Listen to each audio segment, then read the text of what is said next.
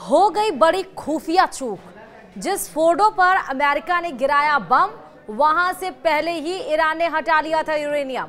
जी हां, लेकिन ये आपको बताएंगे। लेकिन इस बीच एक बहुत बड़ी खबर ईरान और इजराइल के युद्ध के 10वें दिन आ रही है कि अमेरिकी हमले के बाद ईरान का इजराइल पर बड़ा पलटवार भी हुआ है।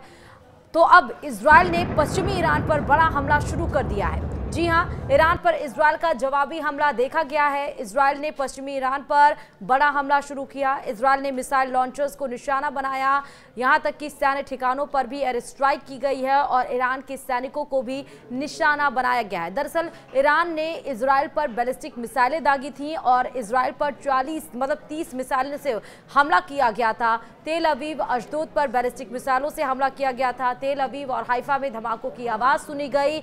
आईडीएफ यानी इजराइल ने नागरिकों से शेल्टर में जाने की अपील की और इजराइल के तेल अवीव में हवाई हमलों का सायरन सुनाई दिया गया।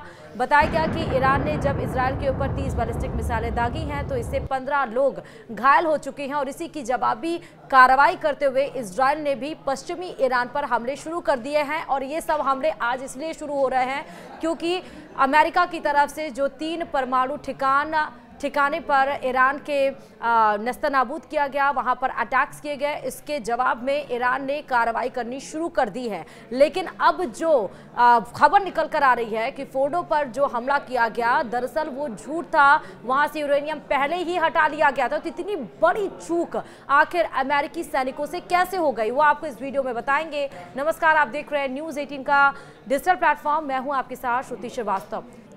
ट्रंप ने आज सोशल मीडिया के जरिए ईरान में 3 परमाणु ठिकानों फोर्डो, नतांज और एस्फान पर हमला किया।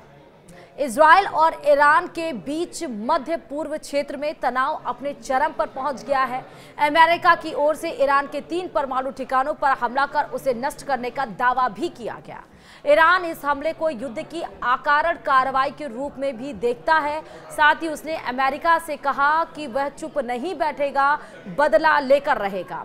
इस बीच ईरान यह भी दावा किया कि जिन 3 परमाणु ठिकानों पर अमेरिका ने हमला किया, वहां पर कोई न्यूक्लियर लीकेज नहीं हुआ है और यूरेनियम को पहले ही हटा दिया गया था। ईरान के जिन 3 परमाणु ठिकानों पर अमेरिका ने बम गिराए, उसमें फोर्डो बेहद अहम माना जाता है।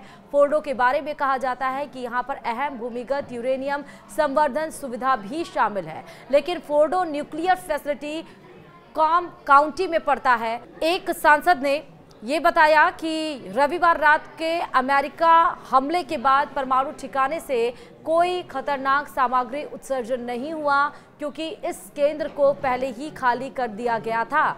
ऐसे में सवाल ये उठता है कि क्या अमेरिका की खुफिया एजेंसियों की ओर से यह बड़ी चूक है? ईरान के परमाणु ठिकाने के बारे में अमेरिका की खुफिया एजेंसियां क्या इस बात का सटीक आकलन करने में नाकाम रही? क्योंकि अमेरिका ने जिस फोर्डो पर बम गिराया, वहां से ईरान ने पहले ही यूरेनियम हटा लिया था।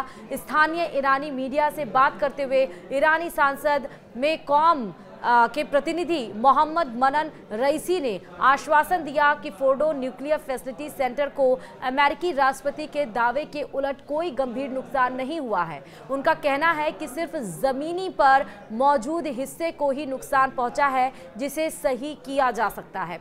सांसद रईसी ने कहा कि उन्होंने क्षेत्र के लोगों को यह आश्वासन भी दिया कि अमेरिकी हमले के बाद किसी तरह का कोई रेडियोधर्मी उत्सर्जन नहीं हुआ क्योंकि हमले से बहुत पहले ही रिस्की मटेरियल वहां से निकाल दिए गए थे। उन्होंने ये भी कहा कि अब यह ईरान पर निर्भर करता है कि वह ईरानी परमाणु ठिकानों पर हमला करने की अमेरिकी राष्ट्रपति यानी डोनाल्ड ट्रंप की मूर्खतापूर्ण कार्रवाई का जवाब कैसे देता है। इससे पहले रविवार की सुबह राष्ट्रपति ट्रंप ने बड़ा दावा करते हुए कहा था कि ईरान के 3 परमाणु ठिकानों पर बमबारी की गई और इसे तबाह कर दिया गया।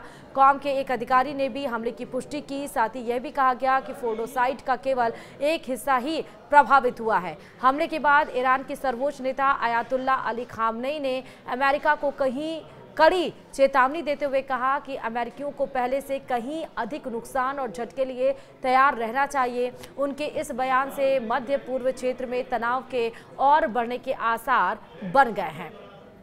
इसी के साथ ही इस वीडियो में इतना ही। देखते रहिए न्यूज़ 18।